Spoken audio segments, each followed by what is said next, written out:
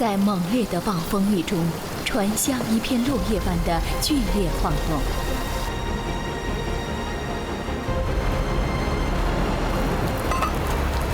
我是装在船上的一件瓷器，我能做的什么都没有。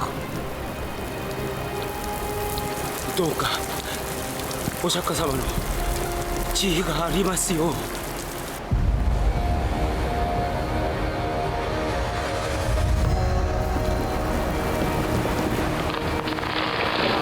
大海吞没了一切。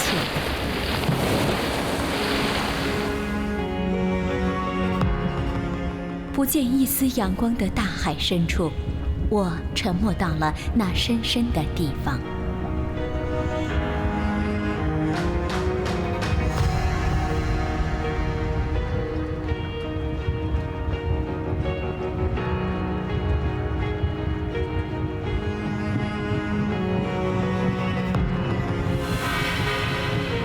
这是漫长沉默的开始，也是漫长黑暗的开始。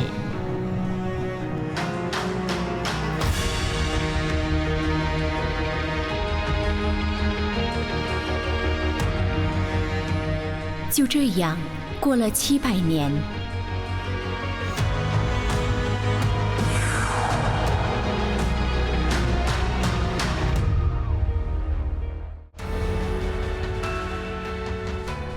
바닷속은 또 다른 문명의 보고다.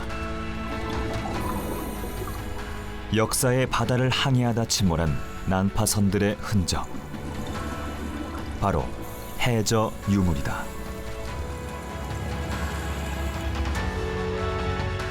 (1976년부터) 진행된 신안선 발굴.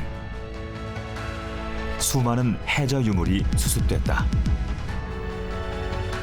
당대의 역사를 그대로 증언하고 있는 그것들은 바로 문명의 타임캡슐이었던 것이다.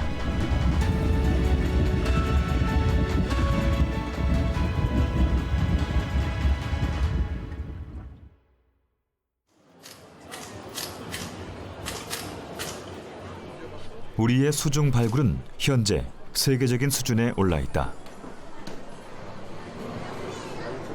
지난 2016년 6월 수중 발굴과 관련된 특별한 행사가 열렸다. 문화재청이 마련한 이 행사에서 다양한 수중 발굴 장비가 선보였다. 일반인들이 직접 체험해보는 기회도 주어져 높은 인기를 끌었다. 수중 장비 중에 특히 눈길을 끄는 것이 있었다. 수중 탐사 로봇 크랩스터. 가재와 개를 합친 모양의 크랩스터는 모두 6개의 다리를 가지고 있다. 이 다리를 이용해 불규칙한 해저 지형을 자유자재로 이동할 수 있는 최첨단 로봇인 것이다. 현재까지 수중문화재 조사 기술에 거의 대부분은 잠수조사원이 들어가서 수심 30m, 40m까지 내려가서 조사를 하고 있습니다. 하지만 우리나라 서해와 남해안은 조류가 세고 시야가 나오지 않는 지역이 많기 때문에 그런 지역에서는 잠수사가 들어갔을 때 위험하게 조사를 해야 되는데 크랩스터를 도입을 해서 크랩스터가 수중문화재 조사에 쓰임으로써 깊은 수심에도 들어갈 수 있고 조류가 센 곳에서 그리고 시야가 나오지 않는 곳에서도 수중문화재 조사를 할 수 있기 때문에 광범위하게 사용을 할 수가 있습니다. 순수 우리 기술로 탄생한 크랩스터. 크랩스터는 무인 로봇이다. 원거리 조작으로 해저의 크랩스터를 완벽하게 조종할 수 있다. 특히 크랩스터는 수중 환경이 열악한 우리 바다에 최적화돼 있다. 수중 탐사 로봇으로는 세계 최고 수준인 것이다. 지금 현재 세계 최초로 개발된 로봇이고요. 지금 아직까지 그 수중에서 활용되고 있는 프로펠러 형태의 수중 로봇과 달리 이제 다리로 걷는 로봇들은 활용된 사례가 전혀 없습니다. 국내에서도 유일하고 지금 세계적으로도 이제 활용되는 로봇이 없기 때문에 세계적으로도 유일한 로봇이라고 볼 수 있습니다. 우리나라는 수중 발굴 전용선도 갖추고 있다. 지난 2012년 취항한 290톤급의 누리안호. 아시아 최대의 수중 발굴 인양선이다. 거기에 수중 탐사 로봇 크랩스터까지. 누리안호와 크랩스터로 인해 해저 유물을 안전하게 발굴하고 인양할 수 있게 됐다. 현재 우리나라 수중발 역량은 아시아에서는 최고입니다. 그리고 지금 요즘 최근에는 중국이나 일본이 저희들을 목표로 열심히 좀 따라오는 입장이고요. 그리고 이게 초창기 수중공학은 어차피 유럽에서 발달됐기 때문에 유럽하고 거의 견주어도 이게 뒤지지 않을 정도로 우리의 수중 발굴은 업그레이드 된 상태고 어디에 내놔도 결코 뒤지지 않는 수준까지 왔다고 봅니다. 세계적인 수준에 오른 한국의 수중 발굴. 그 시작은 40년 전 전남 신안군 증도 앞바다에서 비롯됐다. 让我从700年的漫长睡梦中醒来的，是一个渔夫撒下的渔网。我偶然地被那个网捞起，最终浮出了水面，来到了这个世上。当然，那个渔夫并不知道我是一种怎样的存在。又过了一段时间，人们才了解到浑身画满蓝色花纹的我的真正身份。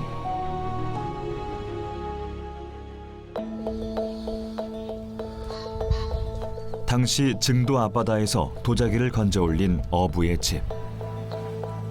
지금도 그대로 남아있다. 어부는 도자기를 자신의 집 창고에 방치했다. 도자기의 진가를 알아본 이는 다름 아닌 어부의 동생이었다. 여기서 생전에 살으시다가 이 집에서 지금 작보를 하셨어요. 도자기가 있던 곳은 여기 광에 보관하셨다가 사형제분이 여기에서 술 한잔을 하고 있을 때 이제 이 방을 통해서 가지고 나오셔가지고 1975년 여름 어부의 사형제는 아버지 묘소를 벌초한 후 함께 술자리를 가졌다. 아버지 묘소 일하느라 고생 많았구만. 아이고 형님들 고생했어. 아우도 고생했고. 성님이 제일로 고생하셨지라. 그렇게 술자리가 무르익을 즈음 어부 최형근 씨는 뜻밖의 이야기를 꺼냈다. 아이 근데 나가 시방 요상한 물건을 하나 가지고 있는데 안 볼라요? 아, 뭔데 그래요? 창고로 들어간 최형근 씨가 들고 나온 것. 그것은 푸른 빛이 감도는 도자기 한 점이었다. 보통 물건이 아니요 이게. 他们很新奇地看着我。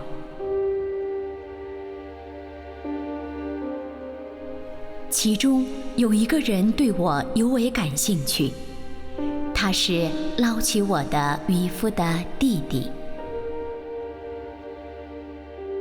그래서 그걸 제가 그 다음 날 가지고 목포로 내려가서 한 6개월 있다가 그러니까 겨울방학 때 신고를 하게 된 거죠. 75년도에. 당시 초등학교 교사였던 최평호 씨는 도자기가 예사롭지 않다고 여겼다. 그는 도자기를 신고하기 위해 목포시청을 찾는다. 예, 무슨 일로? 이것 좀 보세요. 그는 시청 공무원에게 문제의 도자기를 보여줬다. 그런데 뜻밖의 반응이 돌아왔다. 아따, 바다에서 무슨 고래창자가 나왔다 그라요. 아니 이것이 한만 봐도 범상치가 않아서요. 보상금 노리고 사기치면 어떻게 되는 줄 알아요? 아따 그것이 아니란 게요. 아따, 참말로 바쁜데 조금 기다려보소.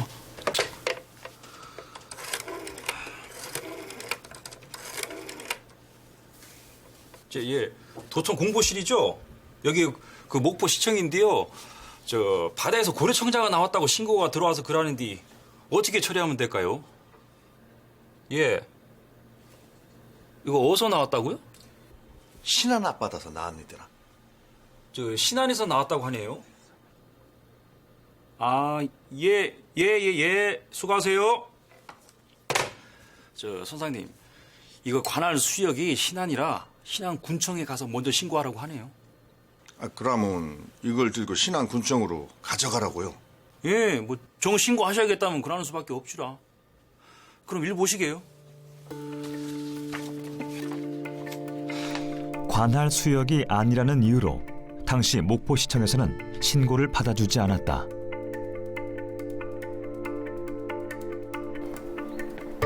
난감해진 최평호 씨. 그러나 포기하지 않았다. 그는 도자기를 들고 신안군청을 찾았다. 그런데 갔더니 신안군청에서 하는 이야기가 제발 좀 이거 신고 안 했으면 쓰겠습니다. 그 이야기예요. 그 이유가 무엇이냐 그랬더니 그 전에 신안 안전면에서 밭갈이를 하다가 돌도끼가 하나 나왔대요. 그래 그걸 신고를 했는데 8번 오라가라 하고 공문이 뭐 200페이지 한 철 공문을 내놓고 이런 상황이다. 보상금이 그때 이제 얼마 나왔냐면 500원이 나왔대요. 그 500원 가지고 그때 당시에 이제 왕복 교통비도 안 냈다는 거예요. 이번에도 퇴짜였다. 고심하던 최평호 씨는 대학 박물관을 찾는다. 감정 결과 중국 송원대 작품이라는 의견을 듣게 된다. 서류를 구비한 최평호 씨는 2차 신고를 위해 다시 신안군청을 찾았다. 갔더니 마치 그 기자들이 한 너댓 분 계시더라고요. 그래가지고 이거 2차로 지금 신고를 하러 왔는데 전대 박물관에 들려서 왔다. 그랬더니 송원대 작품이라 한다. 했더니 그 다음 날 대서특필을 한 거예요. 이제 각 신문사에서. 그래가지고 2차로 올려서 기다렸는데 모조품이다. 현대 모조품이지 바다에서 그런 뭐 고래청자나 그런 게 나올 이유가 없다. 모조품이라고 나온 거예요. 就这样，我被人冤枉释放造品，从世人的关心中被渐渐遗忘。但是，我的命运却在这个奇怪的地方迎来了新的转折点。 그 무렵 서울 인사동 거리. 한 사내가 나타났다. 골동품 가게를 찾은 사내는 도자기 한 점을 꺼내 놓았다. 증도 앞바다에서 건졌다는 도자기였다. 도자기를 비싼 값에 팔아보려고 인사동까지 가지고 온 것이다.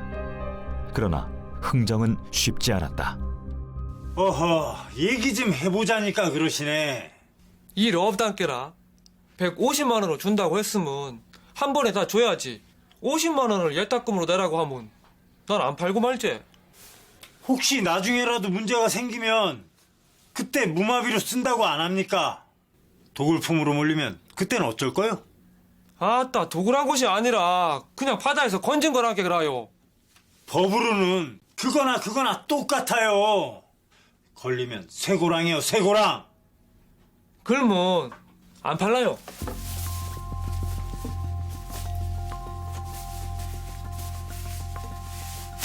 아, 이봐. 아, 대화를 좀 한번 해보자고요. 나가 전라도 촌놈이라 무시하는 거야 뭐요? 아, 그런 게 아니고. 아, 이 바다 룰이 그렇다고요, 룰이. 150만 원 다 안 주면 택도 없단께. 옥신각신. 골동품 상인과 사내 사이에 목소리가 높아졌다. 무엇이라? 나도 다 알아보고 왔단께. 소동이 커지자 구경꾼들이 몰려들었다. 뭐요? 그게 아니라니까. 그런데 그 현장에는 특별한 구경꾼이 한 명 끼어 있었다. 그는 당시 중앙정보부 요원이었다. 그 이제 옥신각신 싸우고 있으니까 삽시간에 그 구경꾼들이 뭐 1,200명 모였던가 봐요. 그때만 해도 살벌한 군사 시절이었으니까. 그때 마치 중정 직원이 지나가다가 사람들이 움집해 있으니까 무슨 일인가 하고 가보니까 그 상황이 벌어진 거예요. 그래가지고 이걸 들고 따라와 이제 문화재 관리국으로 갔어요. 문화재 당국의 조사 결과 신안 앞바다의 도자기들은 진품으로 판명됐고 세상에 널리 알려졌다. 예, 여보세요? 이 탓에 초등학교 교사였던 최평호 씨는 엉뚱한 순환을 겪기도 했다. 같이 발굴을 하자고요. 아따, 아직 발굴 허가도 안 나왔는데 무슨 발굴을 해요? 아니 글쎄, 허가가 안 나왔다니까요. 예. 이 양반이 씨발 도구라도 하자는 거예요, 뭐요? 나 초도 그런 맴이 없으니까 자꾸 학교를 전화하지 마시오. 그러면 끊어요. 함께 도구를 하자는 전화가 하루에도 수십 차례 걸려왔다. 情况发生了变化，一度被蔑视为仿造品的我，如今有了新的身份。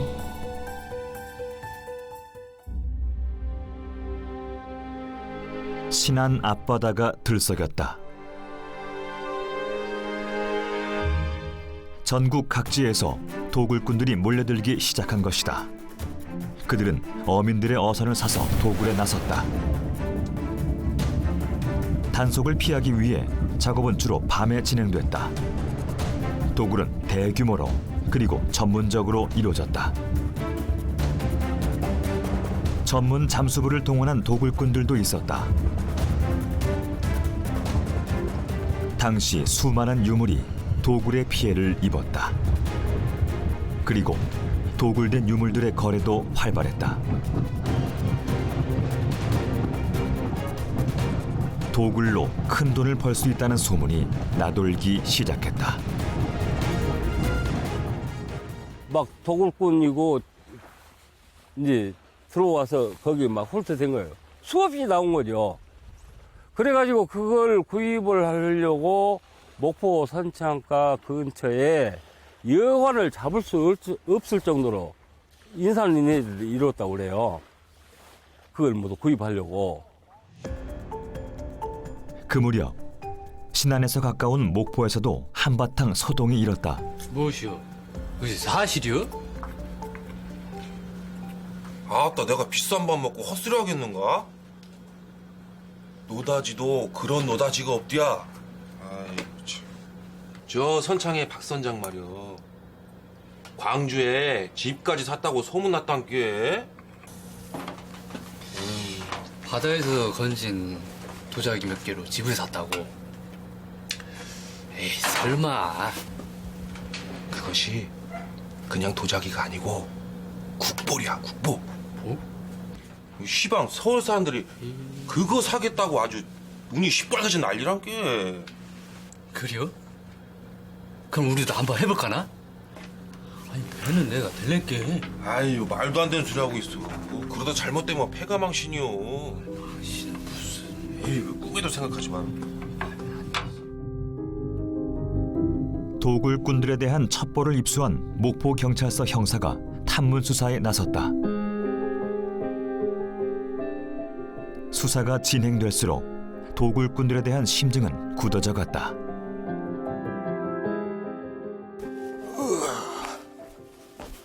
학사, 요새 목포에서 낡은 도자기가 팔린다는데 뭐 좀 아는 거 없는가? 아따, 어째 그걸 묻소? 아이, 거시기 좋은 거 하나 있으면 나도 살라 그러지? 아따, 큰일 날 소리가만. 그거 불법이요, 불법. 진짜 팔리긴 하는가? 신안에서 도굴꾼들이 건져 올린다고는 하는데 자세한 건 나도 잘 모르제라. 아, 그래.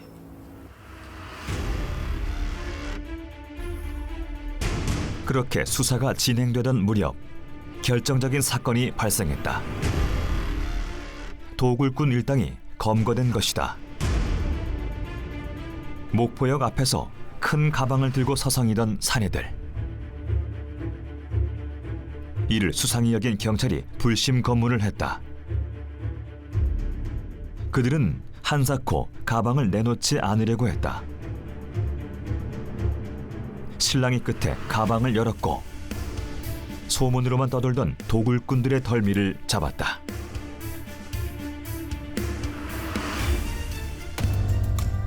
도굴품들은 모두 문화재급으로 판명났고 이 일로 세상이 떠들썩해졌다.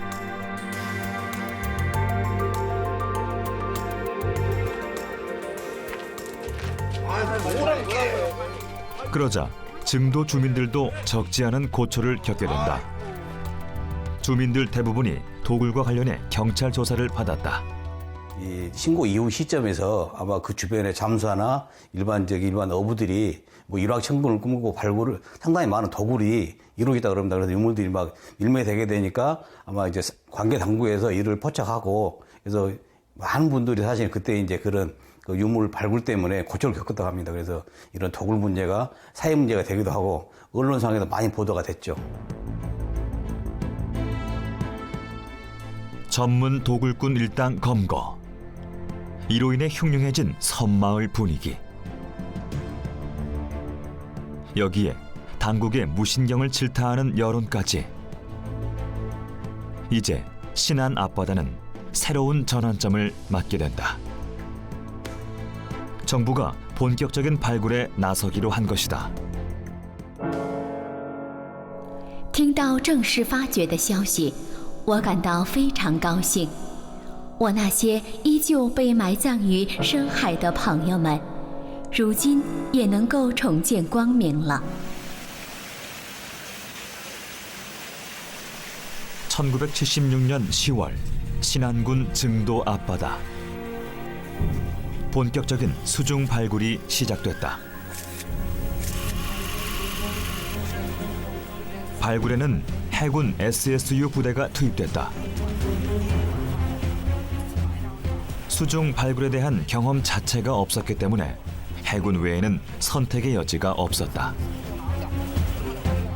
해군이 지원이 없으면 발굴이 어려울 뻔했죠. 왜냐하면 아주 노련한 잠수사들이 아니면 작업을 할 수 없는 그런 여건입니다. 특히 그 해군 SSU 부대, 12회 잠수사 부대는 그 다른 이게 전투 부대가 아니고 보수 팀입니다. 그러니까 배가 고장나든가 배가 침몰됐든가 근데 건지는 그런 훈련을 아주 매우 잘 되게 훈련을 받은 그 군인들이기 때문에 드디어 첫 발굴이 시작됐다. 발굴에는 2척의 해군 함정 그리고 여러 척의 작은 보트가 동원됐다. 수중에 투입된 인원은 약 60명. 모두가 정예 잠수사였다. 그러나 작업은 만만치 않았다. 물속에서 보이질 않습니다. 다이빙을 할 적에 처음에 이래 있다가 이래 꺾고 다리를 들고 내려가기 시작하면 바로 깜깜합니다. 그래서 심지어는 이제 여러 팀이 동시에 왜냐하면 한 물대에 많은 작업을 해야 되기 때문에 2팀에서 4팀이 여러 군데서 들어갑니다. 그러다 보면 중간에서 만날 수도 있지 않습니까? 그러면 툭 치길래 깜짝 놀라다 보면은 다른 다이버가 오리발을 줬는데 맞아 깜짝 놀라기도 하고 그랬습니다. 한 치 앞도 보이지 않는 시야, 거센 조류. 작업은 난항이었다. 게다가 바닷속에만 문제가 있는 것이 아니었다. 유물이 있는 정확한 장소를 찾는 것도 쉽지 않았다. 오히려 도굴범들에게 도움을 받아야 하는 아이러니한 상황이 연출됐다.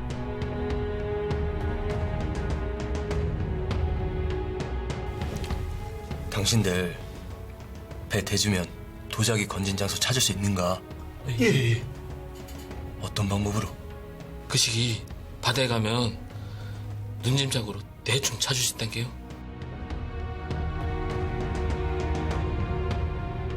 도굴범들은 순순히 협조에 응했다. 아무런 장비가 없어도 현장을 찾을 수 있다고 했다. 그들의 장담은 사실이었다. 도굴범들은 눈찜장만으로 정확한 장소를 지목했다. 그 사람들은 사실 바다 상황을 잘 아니까 위치를 산과 산 그리고 그 거리를 가늠해서 정확하게 지점을 가르쳐줬다 그럽니다. 왜냐하면 지금은 이제 DGPS라는 장비가 있어서 그 지점을 몇몇 대까지 찾아가지만 당시에는 그런 장비도 활용하지 않았기 때문에 육안으로 이제 찾아간 GPS는 있었지만 그게 정확하지 않기 때문에 아마도 그 도굴범들은 정확한 위치를 그대로 알고 그 유물들을 있는 지점을 알려줬었던 거죠. 유물의 위치가 파악되자 발굴은 활기를 띠기 시작했다. 그리고 마침내 첫 유물이 수습됐다. 첫 발굴에서 청자 52점을 비롯해 모두 112점의 유물을 수습했다.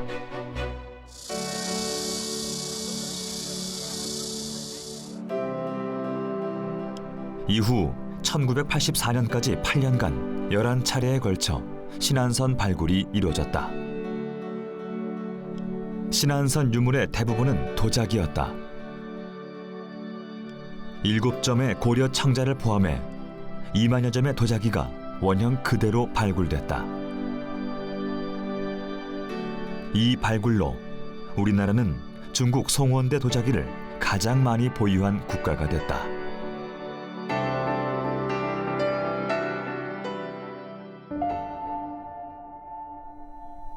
但这并不是结束。我来此乘坐过的大船，那艘船成了新的争议。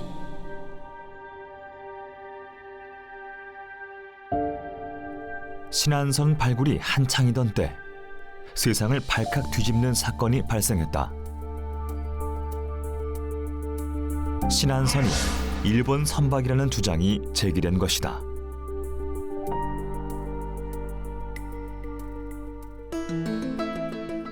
박상진 교수의 주장이 언론에 대서특필되자 낯선 사내들이 그를 찾아왔다.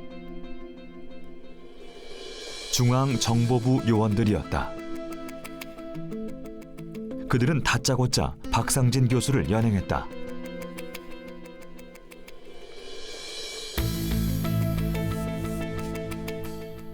중국 선박으로 알려졌던 신안선을 일본 선박으로 주장한 것이 당국의 심기를 건드렸던 것이다. 조사는 집요했고 박 교수 또한 자신의 주장을 굽히지 않았다. 박상진 씨, 신안선이 왜 일본 선박이라고 주장하는 거죠? 그게 아니라 신안선의 선박 재질 중에 일본에서만 자생하는 삼나무가 포함됐다는 논문을 썼을 뿐입니다. 그게 그 말 아니야! 아니, 저는 목재 조직을 연구하는 학자로서 단지 연구 결과를 발표했을 뿐입니다. 암튼 당신 그 논문 때문에 신안선이... 하지만 이 해프닝은 오히려 수중 고고학에 있어서 목재 조직학의 중요성을 일깨우는 계기가 되었다. 상부의 지시가 있었으니까 그렇게 하려고. 대학 교수라도 함부로 관두게 할 수도 있던 그런 시절이니까 그 한 일주일 동안 굉장히 불안한 상태에서 내가 지낸 적이 있죠. 그때는 중국하고 자료가 잘 없어가지고 나중에 더 정밀 조사를 하니까 그거는 일본 삼나무는 아니고 중국 남부에도 삼나무라는 나무가 자라는데 중국 남부에 있는 삼나무였다. 그래서 그 배는 저쪽 중국 남부에서 건조됐다는 것을 나무로서도 알 수가 있었죠.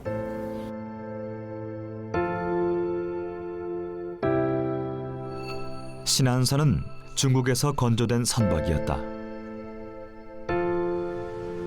중국 저장성 최안저우시에 위치한 해외 교통사 박물관. 이곳 박물관 정원에 고대 선박 한 척이 전시되어 있다. 바로 천주 해선이다.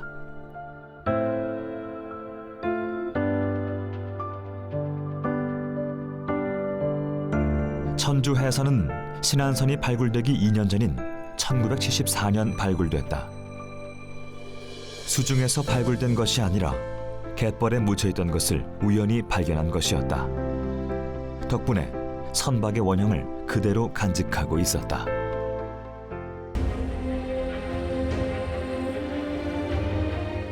천주 해선은 중국 송대의 선박이다.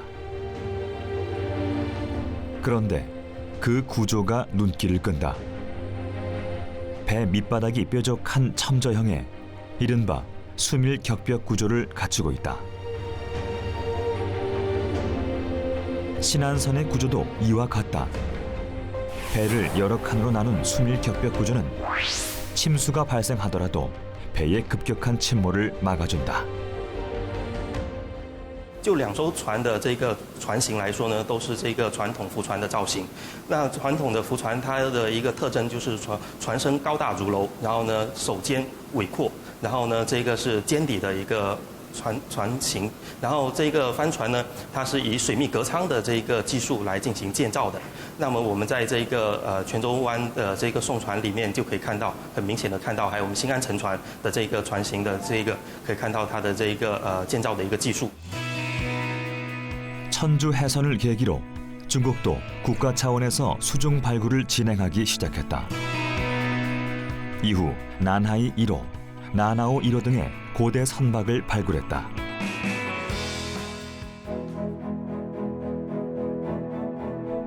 신안선의 최종 목적지 일본.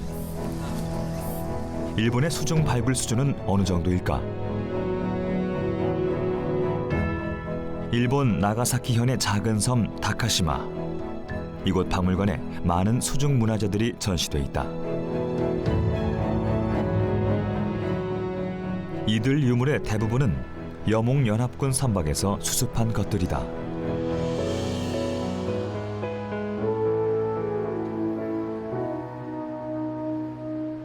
고려 원종과 충렬왕 때 여몽연합군은 2차례 일본 원정에 나섰으나 모두 실패했다.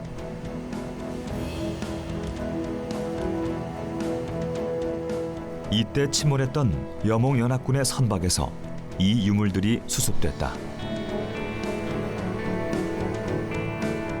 당시의 선박도 2척이나 발견됐지만 아직 선체 인양은 시도조차 못하고 있다.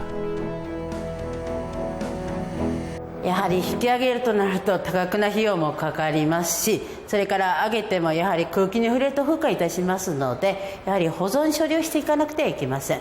そういう施設がまだないということで、もう埋蔵文化財センターいっぱいいっぱいですので、だからそういうセンターもないということで、それからやはり周りにやはり養殖場があったり、フグの養殖場があったりしますので、いろんな問題をやはりクリアしなくちゃ上げられないんじゃないでしょうかね。はい。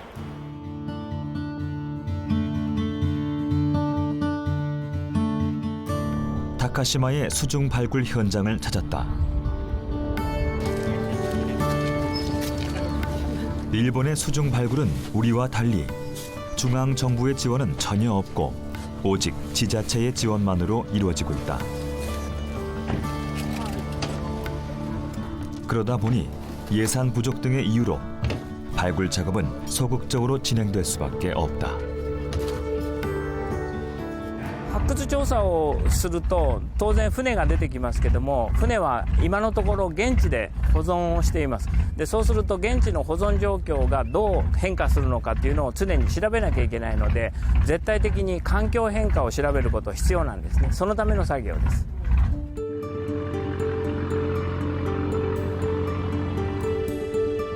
여몽연합군의 선박은 대부분 전투선이었다. 따라서 무역선이었던 신안선처럼 많은 유물을 기대할 수는 없다. 선박 인양도 장담할 수 없어 현재는 수중 선체의 부식 정도만 확인하고 있다. 置いてある海底に温度計、それから酸素濃度計、それに照度計、こういった機械を入れてあるので、その機械の入れ替えが一つです。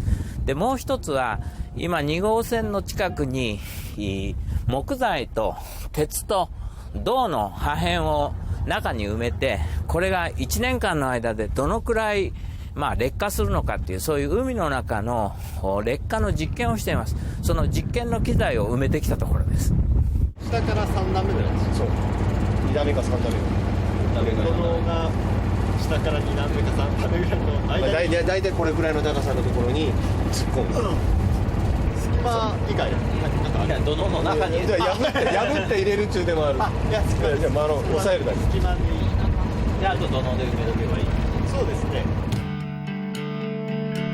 작업 방식을 논의한 후 본격적인 수중 조사가 시작된다. 조사팀이 하나둘 바다로 뛰어든다.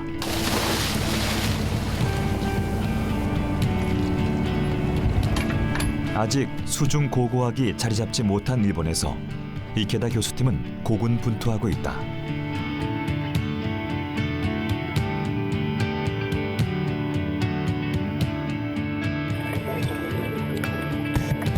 오늘 작업에서 가장 중요한 것은 목재 샘플을 교체하는 것이다.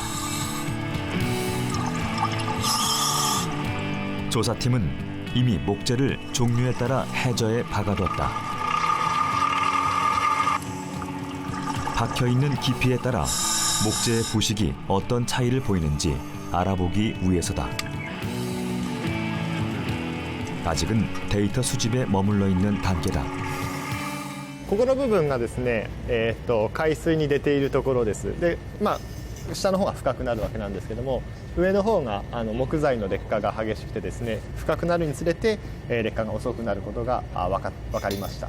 ですので船が埋まっている深度によって、深いところに埋まった場合、船の劣化っていうのは、ゆっくり、遅いというふうに考えられます。 한국의 신안선 발굴은 국가적인 대사업이었다. 8년에 걸쳐 이뤄진 발굴은 대규모 군사작전을 방불케 했다. 신안선 발굴을 계기로 한국의 수중 고고학이 태동했고 세계적인 수준에 이르렀다. 반면 일본의 수중 고고학은 아직 걸음마 단계. 이케다 교수는 한국의 상황을 수중 고고학자로서 부러워한다. まだはっきりした計画はないんですけれども、今海の中に置いたままで果たしてずっと永久に保存できるかどうかですね。これがうまくいけば残すことも可能ですけれども、できれば将来的には引き上げて韓国のように博物館の中で展示できる状態まで保存処理をしたいと考えているところです。 일본의 수중 고고학을 이끌고 있는 이케다 교수. 그 역시 신안선 같은 대발견을 꿈꾸고 있다.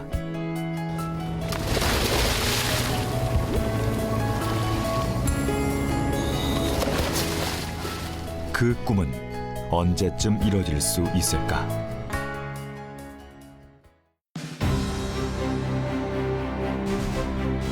한국의 첫 수중 발굴 신안선. 그 마지막 대미는 선체 인양과 복원이었다. 모두 720여 개의 목재 조각을 수습했으며 첫 발견부터 복원까지 무려 28년이 걸렸다.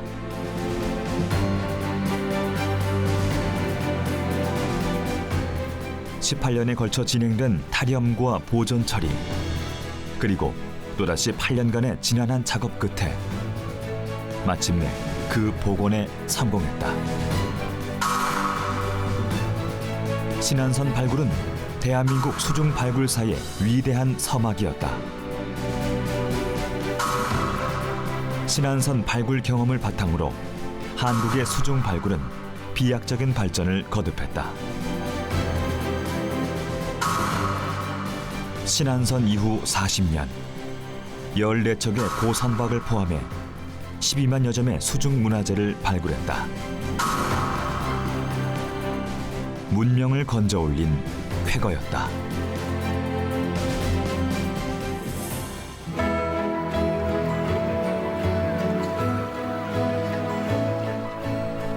美丽而又平静的大海，渔夫发现我只是一个偶然，但那却是一个伟大发现的开端。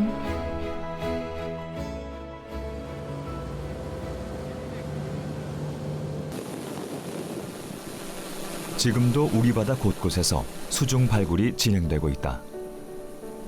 그 중에 한 곳, 전남 진도군 오류리 앞바다. 결합한 다음에 그 유명한 명량 해역이다. 이게 꽈리를 채거나 이렇게 하면 서로 위로 올라가면 그 안에 발굴 직전. 갑판에는 팽팽한 긴장감이 흐른다. 필연적으로 위험이 따르는 수중 발굴. 철저한 준비와 계획만이 위험을 최소화할 수 있다. 수중에서 잠수사들이 작업을 하기 위해서는 일단 기준이 필요하고 그거에 대한 작업 기준 라인이 필요한데 그걸 수중에서 저희가 그리드라고 부릅니다. 그러니까 사각형 박스인데 줄로 작업줄을 쳐놓은 겁니다. 10m 곱하기 10m 단위로 한 칸이 10m 곱하기 10이라서 이 칸을 확대시켜 놓은 겁니다. 나중에 이제 정밀 발굴이 실시되면 1m 단위로 사각형을 그려서 권역을 나눠 놓습니다. 지금은 10m고. 예.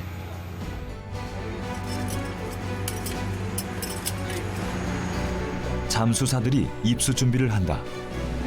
상명과 직결된 장비 점검도 끝냈다.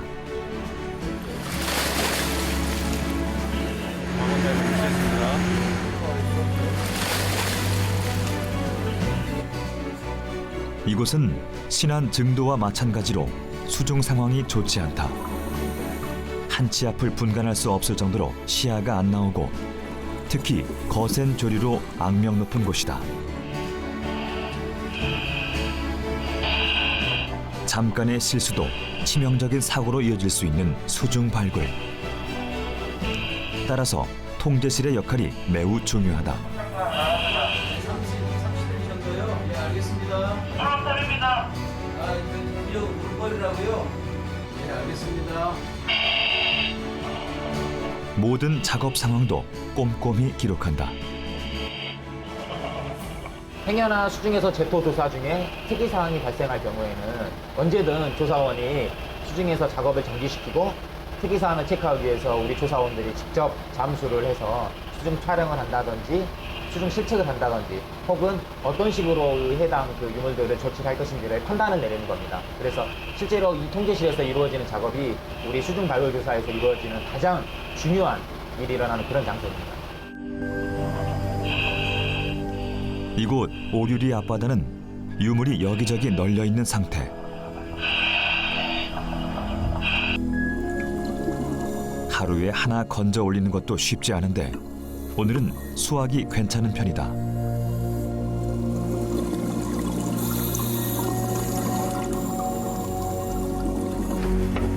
드디어 잠수사가 작업을 마치고 올라온다. 오늘은 어떤 유물이 수습됐을까? 잠수사가 건넨 통 안에서 작은 도자기 한 점이 나왔다. 이거는 고려시대에서 상감청자예요. 청자 유병. 제가 한 20년 발굴했는데 이렇게 예쁘게 생긴 건 처음 나왔어요. 네, 저도 처음 보고 왔습니다. 준비시라 고생하셨습니다. 아이고. 오늘 건져 올린 청자 유병은 또 어떤 역사를 간직하고 있을까?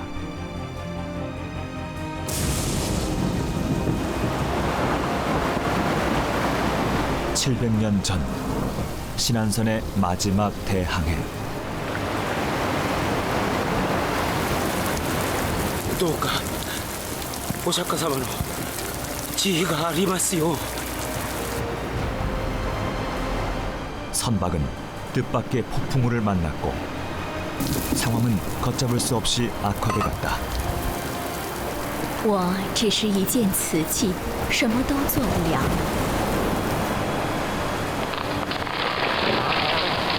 船终究还是沉没了。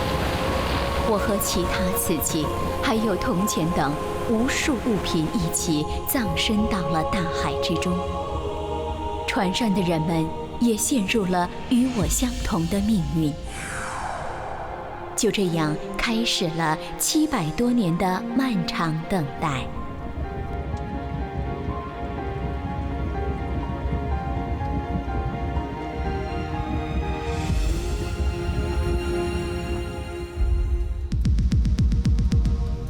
당대의 역사와 문명을 증언하고 있는 신안 해저 유물.